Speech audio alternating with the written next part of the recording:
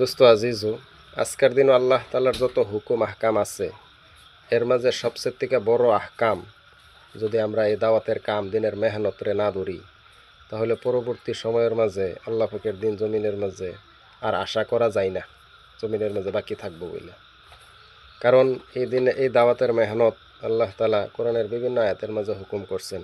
রাসূল সাল্লাল্লাহু আলাইহি সাল্লাম বিভিন্ন হাদিসের মাঝে খুবই গুরুত্ব সহকারে এই দাওয়াতের কামের কথা বর্ণনা করছে। সেই জন্য আল্লাহ পাকের প্রধান হুকুম নামাজের থেকে বড় গুরুত্ব দিতে হইব এই দাওয়াতের মেহনত, এই তবলিগের যে মেহনত হচ্ছে নামাজ, রোজা, হজ, জাকাত, আল্লাহ পাকের বাকি যত হুকুম আহকাম আছে এর থেকে সবের থেকে বড় প্রধান হিসাবে গুরুত্ব, প্রধান হিসাবে মর্যাদা এই দিনের মেহনত, এই দিনের দাওয়াতে তবলিগের মেহনতের দিতে হইব। তার বাদে যদি আপনার আমার পরবর্তী নসলের মাঝে দিন বাকি থাকা সম্ভব হইব। আর নাইলে যদি আপনি খালি নিজেই বুজুর্গিগিরি করলেন, তাহাজ্জুদ পড়লেন, হজ করলেন, উমরা করলেন, ৫ ওয়াক্ত নামাজ পড়লেন, কোরআন পড়লেন, রোজা রাখলেন, আর নিজের সমস্ত শরীরটাকে সাজায় গুজায় চললেন, তাহলে কিন্তু দিন পরবর্তীতে বাকি থাকতো না। আল্লাহ হাফিজ।